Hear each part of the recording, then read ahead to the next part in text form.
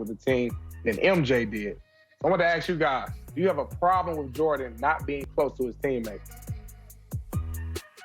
I have no problem with it. Sometimes when you're flying that close to the sun, it's better not to take passengers along with you, and you're actually protecting them from doing something that they don't even realize could cause Michael Jordan or someone at that high of a level problems. I don't have a problem with it. It's probably what Jordan had to do, given how much attention, spotlight, and scrutiny was on him. Well, look, I don't have a problem with it at all as well. MJ said there's a price to greatness. There's a cost to winning. So I think this is something he didn't want to pay for, which is close friendships with those who were his companions in this journey. But if you think about it, I think it's for a different reason. I really seen this dynamic up and close personally where people walk on eggshells when they're around great people, iconic figures. You want to call Michael Jordan as a teammate at that time. They don't come to you as who they are, so therefore you don't even receive them as who they are. So Will Perdue may have come to Michael Jordan on eggshells. Look, day one when I met Bruce Smith, Thurman Thomas, and Andre Reed, I wasn't the authentic Marcellus Wiley in that moment. I was kind of like, hey, hi, you know, a little shy in the moment, and that didn't necessarily lay the groundwork for us to have a great relationship. It's when two individuals, no matter what level of success that they have, find a commonality and respect. And if you don't find that, it's not really on the big person in that equation. It may be on you for not producing and showing them who you really were.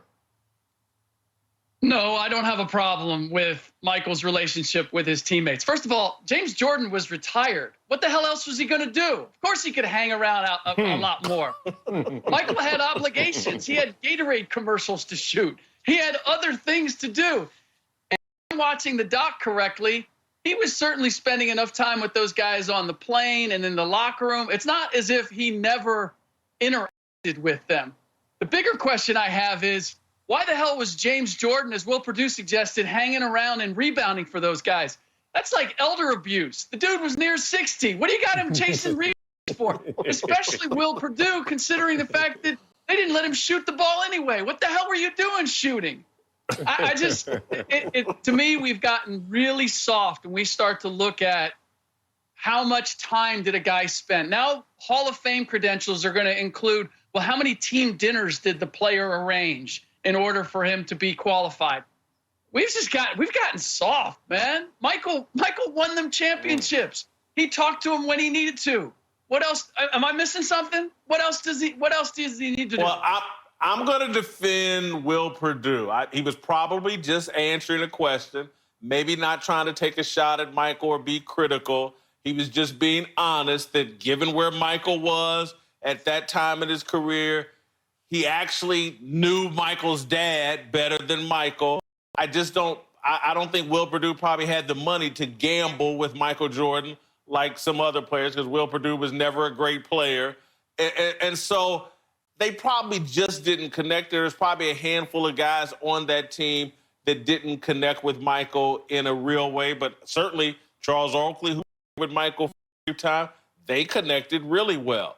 I think Ron Harper and Michael Jordan connected really well. There were certain guys on that team that he connected with. I'm going to defend Michael in the sense that you fly that high of a level, you bring everybody up into that atmosphere and they choke on it.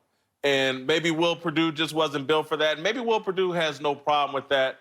But I do find it funny, Rick, that on the same day this comes out, there's some story, I think Quinn Cook Quinn Cook, that LeBron James has this incredible, he's the jokester, he's the big, keeps it all fun and entertaining, and it's all juxtaposed, I think, opposite Jordan, who's beating up teammates and not hanging out with Will Perdue.